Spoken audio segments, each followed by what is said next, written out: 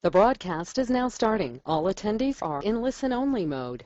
Welcome to this morning's helpline session with your host, James McDonald. Well, thank you very much, Andrew. And I'd like to start by welcoming our participants to our Monday morning open session Q&A, our helpline session here. We can talk about anything you like, as you know. Sky's the limit. You set the agenda. You determine what it is we're going to be talking about. And we'll take as many questions and topics as time permits here. I do want to remind everybody that you know that all of the webinars that we conduct throughout the week, we do record them. So it's great to come on live because you can get your questions answered, etc. But you also know that we do record them so that if you miss one, or if you think it'd be instructional to go back and listen or watch one of the webinars again, you know that you can do that. Now, I want to specifically emphasize the role play sessions. Sometimes when you volunteer to do a role play, it has proven over the years to be very instructional to go back and listen to your role play and hear how you sound. It's a really good idea to do that. So I know that not all of you volunteer, or some of you volunteer sporadically, etc. But when you do volunteer and you do a role play with us, go back and listen to yourself. It's really, really a great thing to do, and you'll find it really instructional just for yourself to go and do that. And you can see here, just go to the webinar library and you can go back to any of the previous webinars that have been completed. Okay, now, by the way, I believe that today is Family Day in Canada. It's a holiday in Canada, so happy holiday to the Canadians on the webinar here today. Okay, now, you know that we can discuss anything you like. The sky's the limit. If you want to discuss lead generation or lead conversion or system setup or hiring or anything at all, the sky is the limit. We can literally talk about anything you like. However, as I like to do, I like to address some of the email questions that have been sent in to me over the course of the weekend to sort of get the juices flowing on Monday morning. So here's what we're going to do.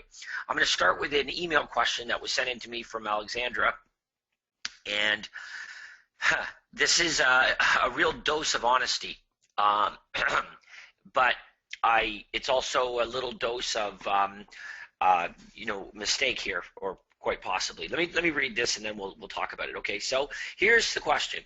Hi, I can't stand making initial phone calls and want to hire a virtual appointment setter to follow up on internet leads, at least to make the first few calls until they are pre-qualified to see if the lead is good or not. I don't mind taking it on from there if the lead has potential to become buyer and or seller. Is it okay, or do I need to learn to do it myself? I really hate doing it, and I procrastinate and don't follow up, thus losing a lot of business. I'd rather spend my time working on lead generation and not stress out that I need to call those leads. Thank you, Alexandra. Okay, there's just a geyser of issues in that question here.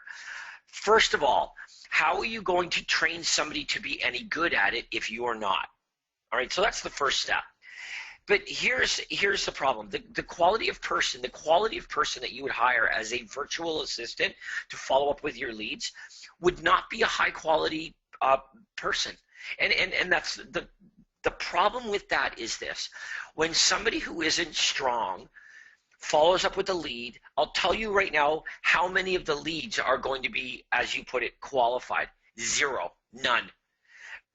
Their person is not going to get anywhere with any of them. I'll tell you why. Okay, here's the scenario. I hire somebody at the shoe store, and they are not a salesperson. They've been trained in no way. When someone walks into the shoe store in the mall, the person says, "Hi, can I help you?"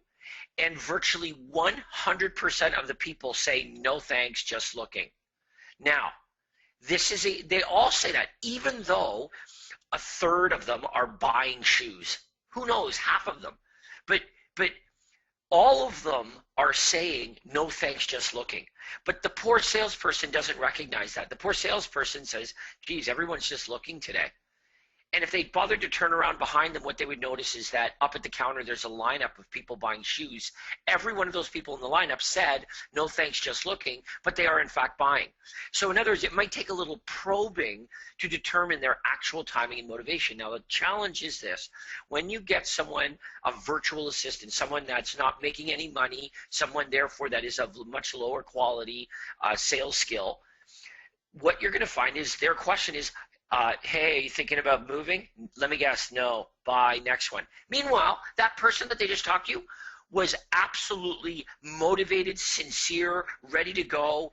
They were a great, great prospect. But of course, the fish don't jump into the boat. We've got to very tactfully use the universal script to determine timing and motivation. So I'm afraid that, Alexandra, the answer is this. The only reason that you don't like doing it, you say, I really hate doing it, and I procrastinate, thus losing a lot of business. So in other words, if I don't delegate this, they're not going to get called at all. So I'm definitely going to get nowhere with 100% of them if I don't call them. This is what I have found. If you become good at this, two things are going to happen. The first is you're going to be in a much better position to train somebody else to be good at it. But more importantly, what you're going to find is if you're really good at it, you're not going to want to delegate as many of the leads. Okay, so I want you to picture a world that looks like this.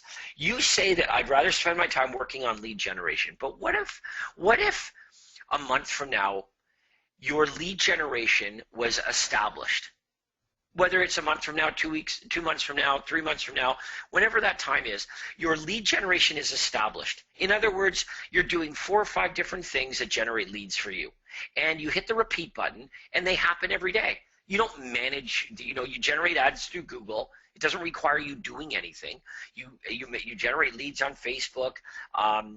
You've got some print ads that are running every week. Maybe you've got a direct mail campaign that goes out through the post office. But you don't do it. It has nothing to do with you. It's the repeat button. It happens over and over again. It doesn't require you doing anything. So leads are coming in, and it requires nothing of you. Well, that means that now your focus is going to be 100% on lead conversion. So what you're going to do is you're going to become really, really good at the universal script.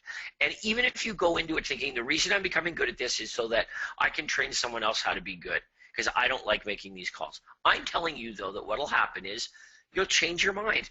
When you become good at it and when you get somewhere and you generate 10 leads and you follow up with those 10 leads and you book 3 appointments, all right? So then here's what happens. Then you say, okay, now I'm going to train someone else to do this, and then you give them 10 prospects. And out of 10 prospects, they book 0 appointments. Do you know what that makes you do?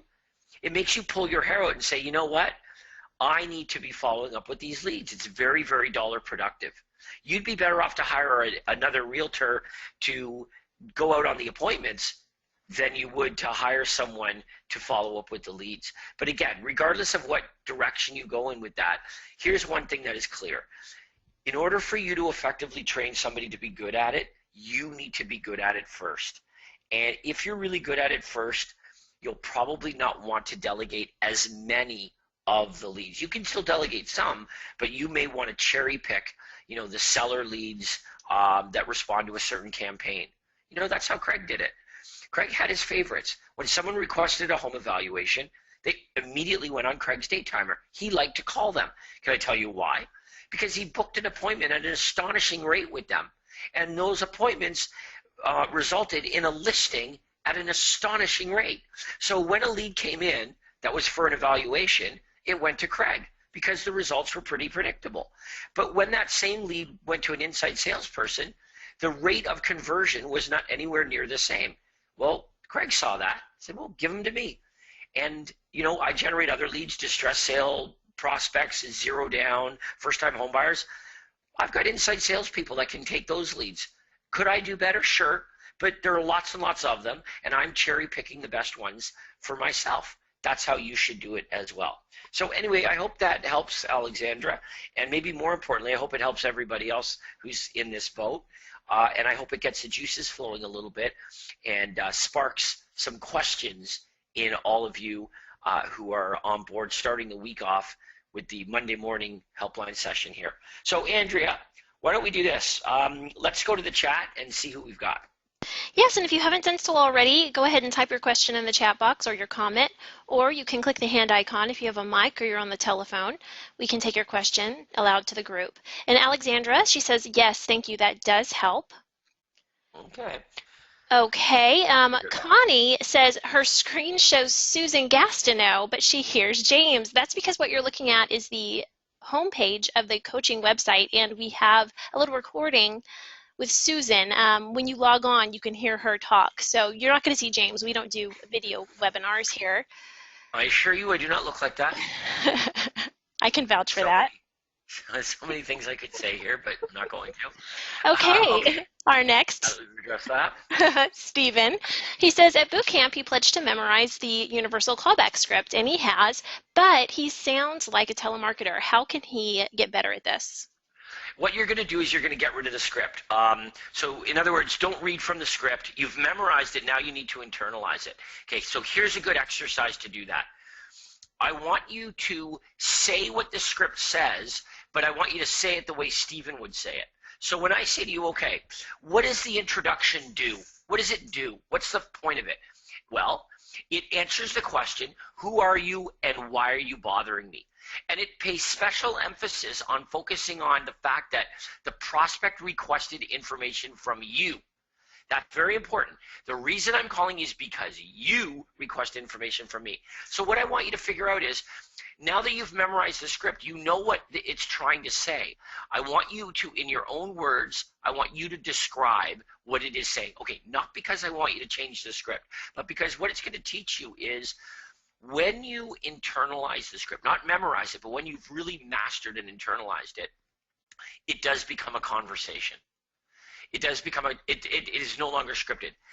Hey, Stephen, it's James calling with Craig Proctor's office at RE/MAX. The reason I'm calling is because I received your request on my website last night for the area home sales report, and I just wanted to give you a quick courtesy call and let you know I did prepare and email you that information. I hope that's okay, Stephen.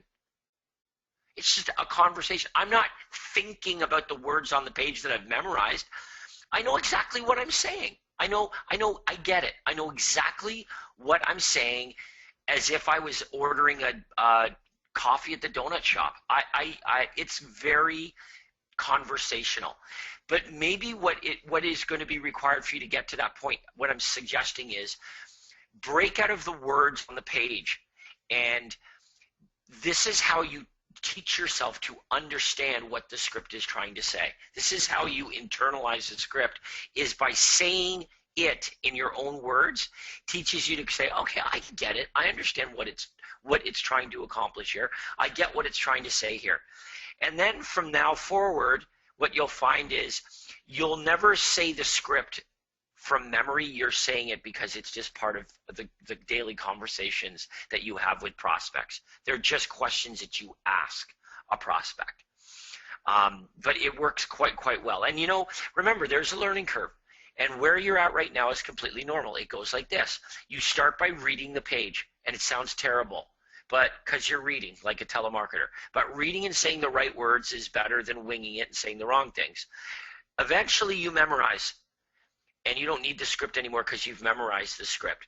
The next step, the next phase, which is arguably the most difficult, is internalizing, and then ultimately mastery level. And that's where you're at right now. You're in that category where you're getting to that point. It's completely normal. There's a learning curve. With some it's quicker than others, but you will get through it, and you will get to the point where this is part of your everyday conversations that you would have with any prospect anywhere. It'll be completely comfortable. It'll be completely conversational. And although you're saying the same thing, it'll never sound scripted. Great question. Okay, Ernest Van Gland would like to talk to you, so I'm going to go ahead and open his mic. Ernest, please go ahead. Good morning, James and Andrea. Hello. Good morning. Good morning. I got a couple of questions about the guaranteed sales program. All right. I pretty much have it down pat, but some of the variations, like cash offer in 24 hours, how does that work? That just means you're giving them the guarantee. That's the guaranteed sale program, right? Remember, the guaranteed sale program is an offer to purchase. Is that true? Right? The guaranteed sale program is an offer to purchase. I'm offering to purchase your home. in 120 days for 95% of market value less whatever percent commission. But the guaranteed sale program is nothing but an offer to purchase with conditions. The conditions are, I will pay X amount, it'll close in 120 days, I get to sell it first, I get to market and sell the property first. It's an offer to purchase with conditions. So here's the question. Could you present that offer to purchase within 24 hours? Sure. Well, then you just did it. That is it. Guaranteed offer in 24 hours. That's the guaranteed sale program. And what about the other variation? We guarantee we'll sell it at 100% of asking price, or we'll pay you the difference. Okay, well, those are two different guarantees, so let's differentiate those two different guarantees. So 100% of asking price is very, very simple. The two main conditions, really the one main condition, just like the guaranteed sale program, is this. You and the seller must mutually agree on market value. Right. So you've got to sit down together, and the two of you need to mutually agree on market value. Now, when you establish market value, the rules of the guarantee state this. We cannot underprice the property. You always start with the benefit to the seller. So the rule is we may not underprice the property value. We may not underprice it. Because, of course, that's their biggest fear. You're going to underprice it. So the very first rule of the program is we may not underprice the property. The second condition is we may not overprice the property. Right. Well, you know what that leaves? That leaves market value. We must market the property right out of the gates within market value established mutually by realtor and seller. Now, in most marketplaces, if not all marketplaces, if you can establish market value of the property and it's listed at market value, you're going to sell the property for market value. Now, here's another very important condition, though, just for your own peace of mind. The difference cannot exceed your portion of the commission. Right. In other words, if the market were to go, if it were to sell for far, far less, you're only responsible for the amount of money that you personally would make in your own commission, not your broker's commission, not the cooperating broker's commission, only your commission. So that's the difference. The difference cannot exceed your portion of the commission. So should something catastrophic happen and the property, well, first of all, if the property expires, then you lose all your commission. You've given away 100% of your commission. So the worst case scenario is that the property doesn't sell. That's the worst case scenario. There is no worst case scenario than that. You could think, well, wait, what if it's sold for like way, way less? The difference can't exceed your portion of the commission. So the worst case scenario is the property expires and you get nothing. You get zero commission. If the property sells for less than market value, in the very rare occurrence, let's say it sold for $1,000 below market value that it was listed at, you would give up $1,000 of your commission. However, what if I told you this? The seller has to list their home at full commission. So at least you got full commission, so you had some to play with. Right. Yeah, it's a foolproof program. Now, here's what everyone needs to understand. If the seller declines your guarantee, you know what, Ernie, I'd really like to try it a little bit higher. We feel like the market's good and it's going up, it's surging. We'd like to try our property, even if it's just for a few weeks. We'd like to try it, maybe 10,000 more. Okay, first of all, are you okay with that? No, not normally. Well, I mean, what if it's true? What if it's true that you know what? They're not, in other words, they're not being outrageous. They're not saying, no, we think our $300,000 home is worth $470,000. Nothing. I'm not talking about that. I'm talking about reasonable. Here's the point, okay? You're not saying that you won't take on the listing and market the listing, provided they're motivated and they're realistic. All you're saying is the guarantee won't apply to them, but this is the reason that we use these guarantees in the presentation. What you're doing by articulating these kinds of guarantees is you're showing the seller that you're not the same as all of the other realtors. And when you present them with a guarantee like that, you will always say, are you aware of any other realtors that offered you such a guarantee of performance? You need to point out to them that any guarantee you make is a guarantee that no other realtor has made them. Right. Because it's true. No other realtor has.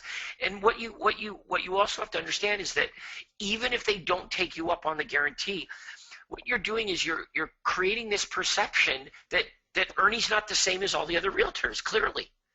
And people don't want the same. They want the best. That's what the presentation is designed to do. It's designed to set you apart. So right. we need to have a guarantee that is beneficial. But we also understand that to a huge degree, everything that we're showing them and offering them in our listing and our buyer presentation, what it's designed to do is show the prospect that we are not the same, that we offer a superior level of service than the other realtors. We do not do the same thing as them. We do not get the same result as them. And in the presence of value, people are always willing. First of all, people always want to work with an expert when it comes to things that are important, and people are willing to pay an expert a little bit more money than a non-expert. We're not asking for double the money as the other realtors, but everybody in the presence of value is willing to pay a little bit more money to get an expert. So does your presentation establish you as an expert? Well, if it has some guarantees in it, it will help. Right. That's why we use them. So I hope that helps. That did, James. Thank you very much. You're welcome. Okay, our next guest with their hand raised is John Brackett. Your line is now open. And no, it's not. Hold on one second. Let's see. John, I don't know what type of device you're on, but it's not letting me open your mic. He did type it in, so I'll go ahead and read it aloud. He says, when working with a seller using bold leads, how do you transition using the universal script for home evaluation? He gives an example. He says, you were calling seller, then letting them know that you received their request for home evaluation, yet you were setting up an appointment for a home evaluation. How do you transition this so it doesn't sound like you're providing? Well, because one's better than the other.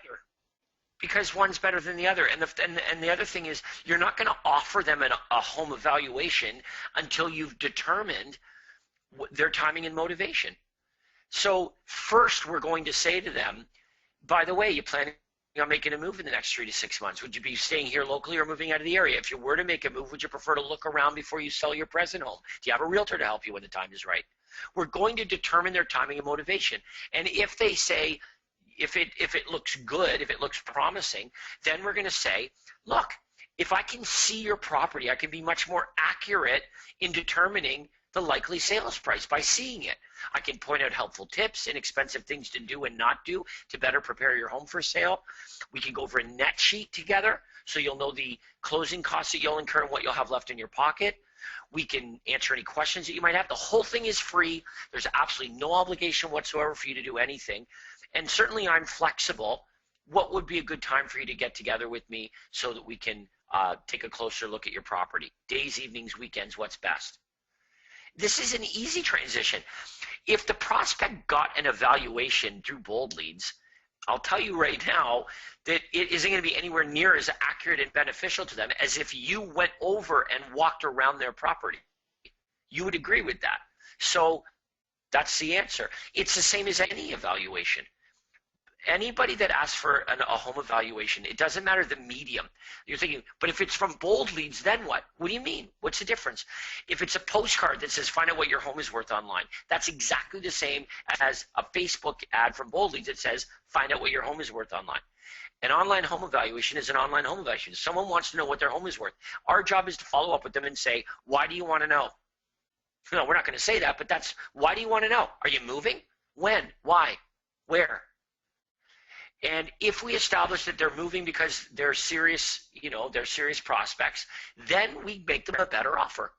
Then we say, oh, okay, well, listen, if I can take a look at your property, I can give you something much more meaningful and beneficial to you. I'll be able to much more accurately establish market value, based on comparable sales, but more importantly, based on seeing your home. I can point out helpful tips, things to do, not do, to better prepare your home for sale. Ultimately, we can go over a net sheet, so you'll know what you'll have left in your pocket.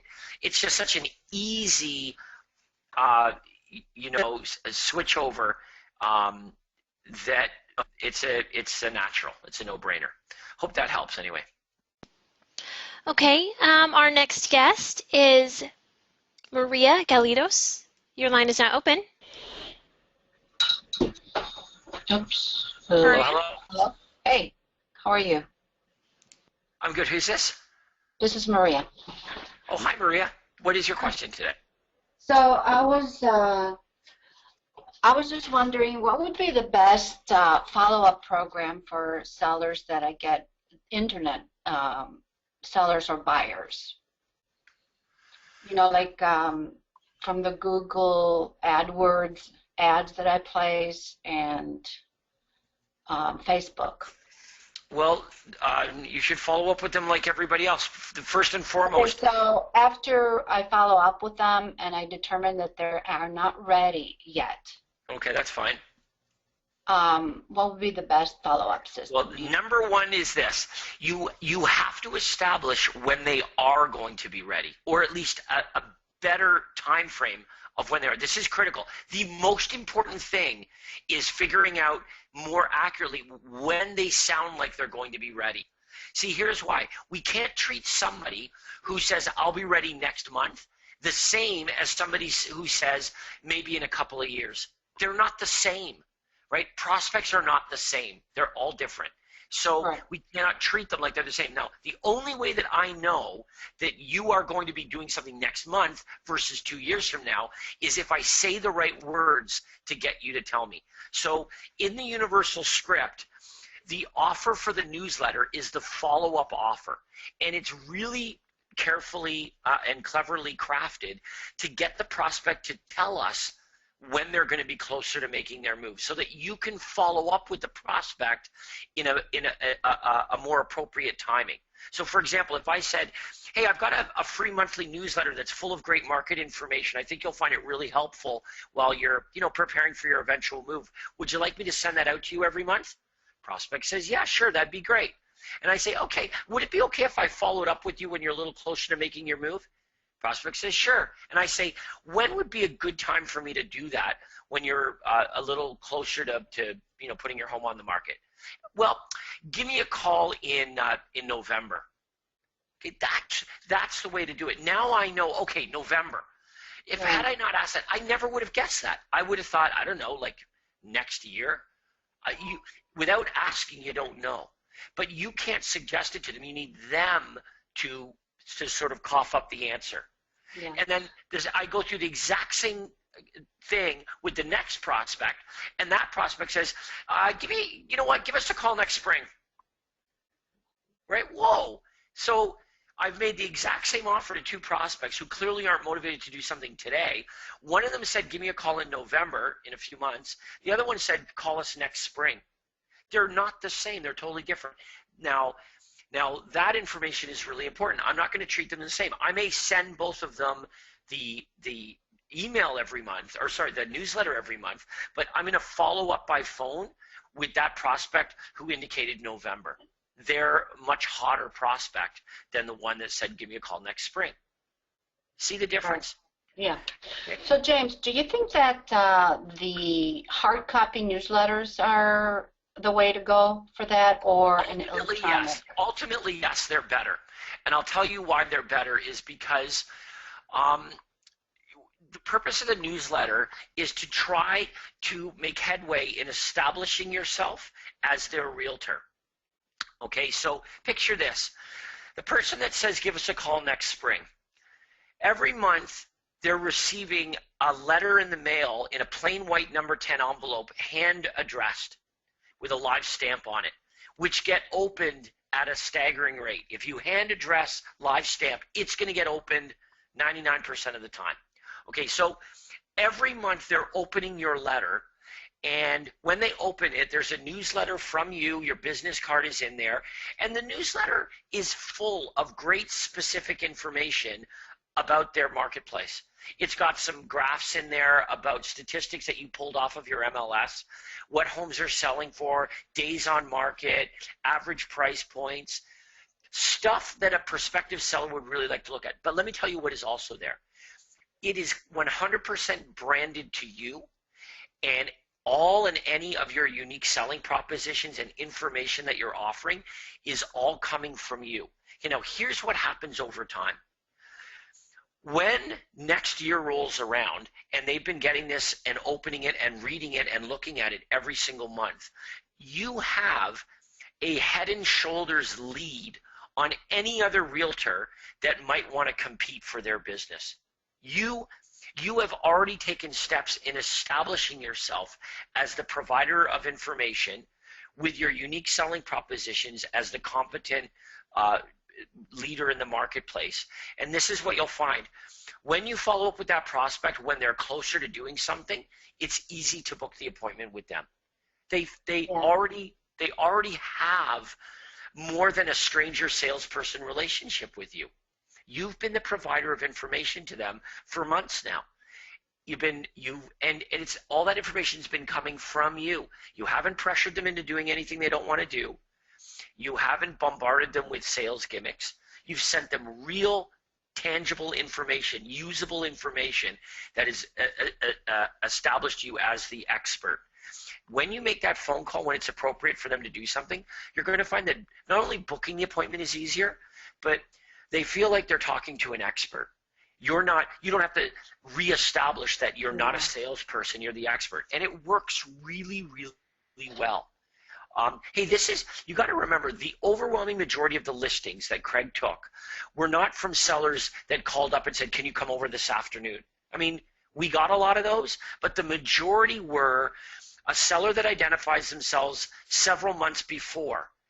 And we establish ourselves by following up with them, by sending them our monthly newsletter. By the time Craig walks in the door, they're already completely pre-sold on Craig. So you think the newsletter is applicable to both the seller and the buyers? No, they're not the same thing. Because here's the difference. With a buyer who says we're not going to be buying anything until November, you book an appointment now. You don't need to buy anything. You don't need for me to email you properties every day. You don't need to buy something today. But I'll tell you what, if you want to know what's happening with the market, the best way is for you to be receiving daily emails of properties that match your home buying criteria as they come on the market. Even if your intentions are not to buy anything, you don't have to buy anything. There's no cost, there's no obligation. You don't have to do anything. But I'll tell you what, the best information that you're going to get are properties that come on the market that match what you're looking for. They're going to be sitting in your email inbox every day. It's free, there's no obligation. Would that be helpful? Yes. Good. Let's meet for 15 minutes, take down what you're looking for. We'll send you on your way, and it'll be really helpful for you. I'm flexible. What's good? Days, evenings, weekends. With a buyer, you book the appointment because there is no timeline. You're not putting their home on the market. They're a buyer. But with a seller, well, if they're not going to be selling their home for several months, there is no point to meet with them. So we need to have a follow-up tool. Here's what I'll recommend. In the beginning, use the email newsletter. But you do ultimately want to have a print hard copy newsletter. The problem with the email newsletter is it's not going to be read anywhere near as much as a printed, customized newsletter. Right. Okay? Okay. Great questions. Thank you. Thank you. We'll go to some chat questions now. Adele says, does anyone have the name of a person I could hire to customize my listing presentation on Microsoft Office? Where would she be able to get information like that on referrals and other members? Yeah, I don't know if there's somebody in particular that can do that. I know lots of people are really good with PowerPoint, and I'd hazard to say that finding somebody locally might be the best way to go. It's so funny when we're somebody that isn't good with computers, we think that finding somebody who would be proficient with a computer would be, man, like, where do you find someone like that? And it's really funny because they're everywhere. They're some of them live in your home. People that are really good and can do things like that. So I would hazard to guess that sourcing somebody locally, doing a local Google search for a PowerPoint presentation would probably be the best thing. Now, having said that, if anyone wants to email us that has any suggestions or type into the chat, you can definitely do that. But I think this is something that you might probably find that locally sourcing would be better. And here's why. It'd be so great to sit down beside them and go through the presentation so that they can understand in real time with you what it is you're looking for in the presentation. Okay, next question, Andrea. Okay, Michael asks, I had a listing appointment, but didn't get them to sign. They then asked me what my guaranteed sale offer would be for their property. Should I arrange for another appointment and present the guaranteed offer then? Well, here's the thing: is that the problem is that what you've done is you've made your entire listing presentation about the guaranteed sale program, and that's the mistake. Your listing presentation isn't the guaranteed sale program, and this is why what Craig did was he wouldn't even bring up the guaranteed sale program. The guaranteed sale program is only contingent on them moving up and buying one of your properties. It's a trade-up program. So the first question is this: which one of my listings are you planning on moving up to? Well, we're not. Well, it's a move-up program, so here's how it'll work for you. Signwriter goes on your property and says, move up to this home and I'll buy yours for cash. If a buyer's moving up to your property, I will guarantee the sale of theirs so you guys can have a firm offer, not a conditional offer based on financing. Or sorry, not a conditional offer based on the sale of their home. If your presentation is, I will give you a guarantee, I'll tell you what's going to happen. Your guarantee is going to be lower than what the other agents tell them that they can sell their property for. None of the other agents are going to give them a guarantee, but they're going to say, yeah, I can sell it for more. They think that your offer is, you're the buyer, you're the offer. It means that whatever you did in your presentation focused entirely around the guaranteed sale program. Huge mistake. Craig didn't even bring it up. And if it did come up, he knew that 99% of the time they weren't going to qualify because they weren't going to move up to one of his listings. And the truth is, he didn't want to guarantee the property, right? The way the guaranteed sale program works is this. Look, the other agent's going to slap a for sale sign on your lawn, and that's it. What we're going to do is our for sale sign is going to let other buyers know, if you move up to this property, I will guarantee the sale of your home, right? So if you're going to make an offer on this property, your offer is not contingent on the sale of your home. I will guarantee the sale of your home. And none of the other realtors are willing to do that except for me. That's why you should list with me. But they're not hearing that. What they're hearing is, I am going to buy your home. They want to know, well, what price are you going to buy it at? Now, you're going to give them a price that's going to be really, really low, and they're going to say, no, thanks, we'll go with one of the other agents that gave us a higher price. And you're going to go, wait a minute, what do you mean they gave you a higher price?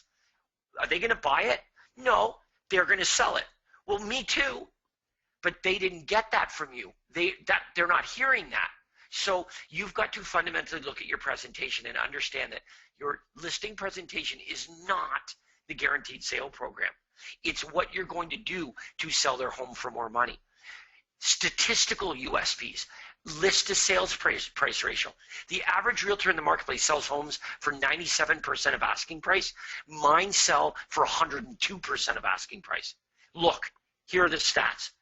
That's what you need to focus on in your listing presentation, not the guaranteed sale program, right?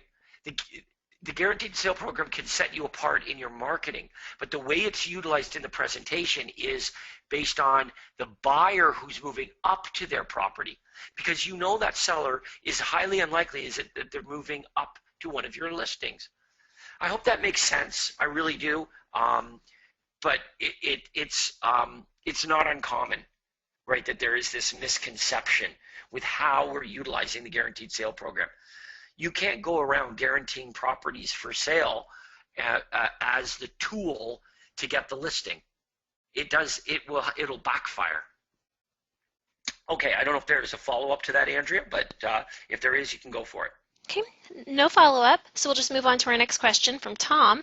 He says, is it okay to email a prospect that responded to a home evaluation that they will be contacted the next day? For example, this request came in at 9 p.m.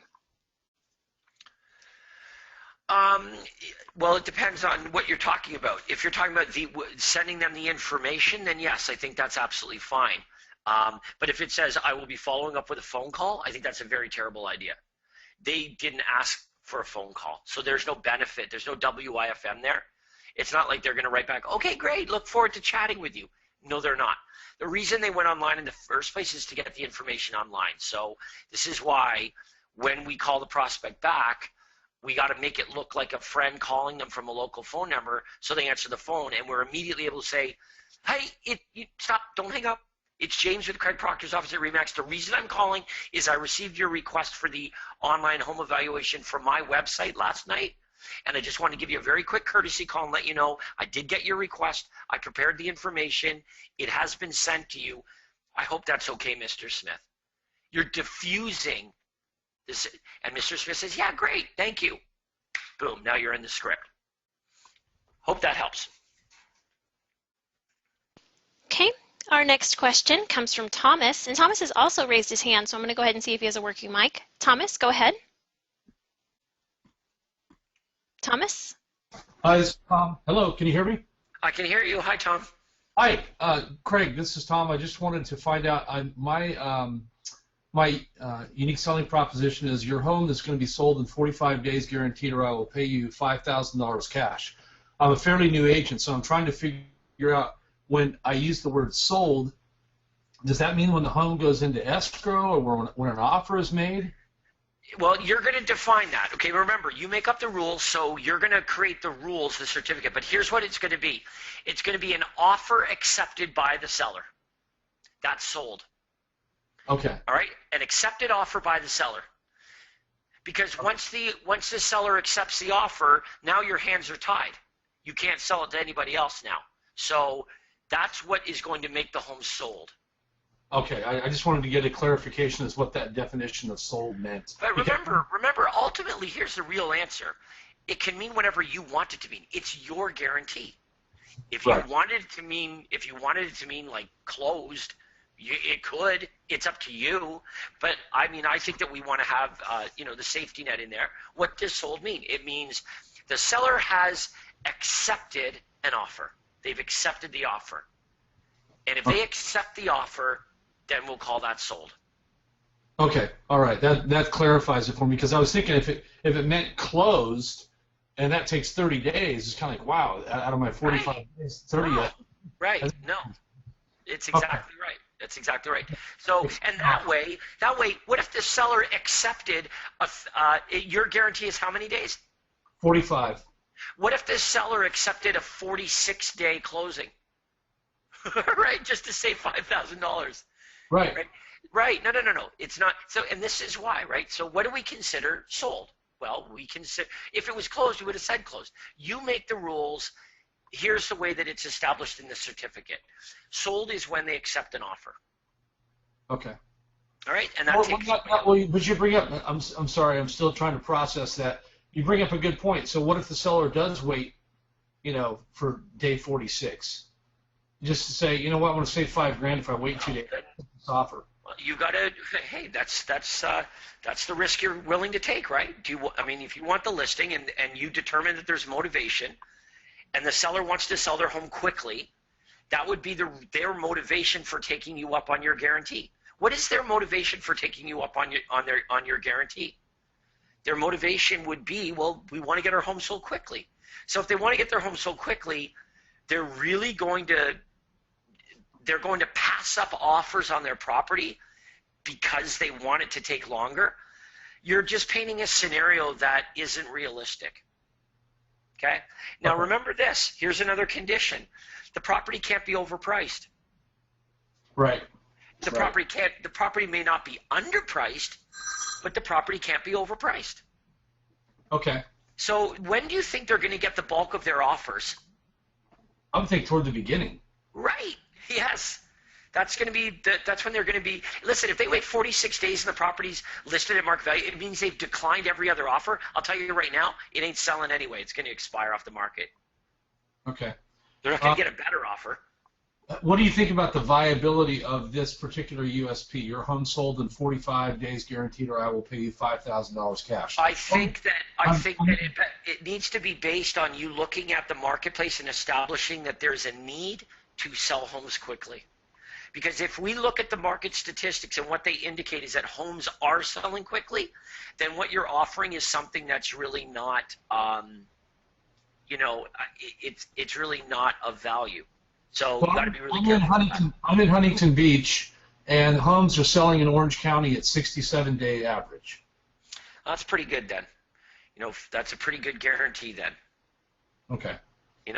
That's a pretty good guarantee. And then what, I mean, I know it's difficult to figure this out, but ultimately what would be really good to figure out is if you take a snapshot of properties that have sold that were listed at market value or within a market value range, what were the average days on market of those properties? Because of course you'll find it's quicker.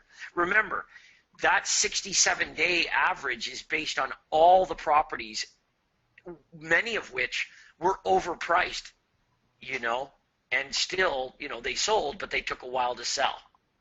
So, okay. You've got a pretty safe guarantee here, but it does hit on a hot button. Okay. All right. Well, listen, thank you very much. I appreciate your help. You're very welcome. Great question. Good luck. Okay, Andrea, my voice is really starting to go here, so let's take one more for today. Okay, our final question comes from Bridget. Where do we get the monthly newsletter? Is this something we could just print, or are we supposed to write our own? Well, here's what I'm going to recommend is that with the printed newsletters, you really want to use BXL. They do a really good job. So if you go to bxlprinters.com, you'll see the newsletters there, and it's a combination. 80% of the newsletter is already done for you. It's a series of information, free special reports, list of properties.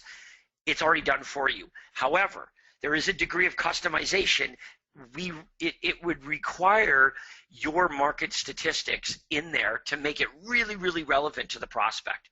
So there's the combination is you're going to offer free special reports, you're going to offer really great information on homes for sale, etc. But what you're also going to include in there are market statistics, some bar graphs that show days on market, what homes are selling for in different areas. So you provide BXL with that information, they'll stick it in your newsletter, and they follow the template. But yeah, go to BXL Printers, as you can see here, and that's where you create the ultimate 4-page newsletter. And it's really good and easier to put together than you think. It's not going to take you a lot.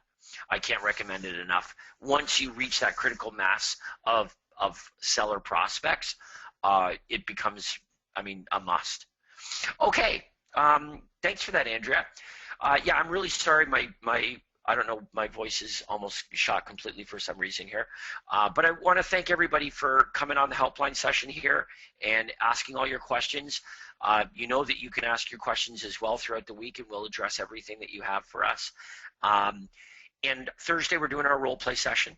Andrea's showing you all of our different sessions here. So we've got our role play session on Thursday.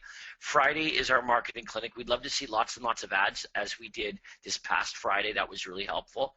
And for those of you that are coming to Toronto later this month for the Super Conference, we'll look forward to seeing you there. And then, of course, September is right around the corner for our Anaheim Super Conference. So we're certainly looking forward to that as well. Having said that, Andrea, thanks so much for your help today. And appreciate everybody participating and asking your questions. Thanks so much, everyone. Thank you, James. Thank you, everyone, for joining. Please check the coaching site for your individual coaching schedules. We'll talk to you all very soon.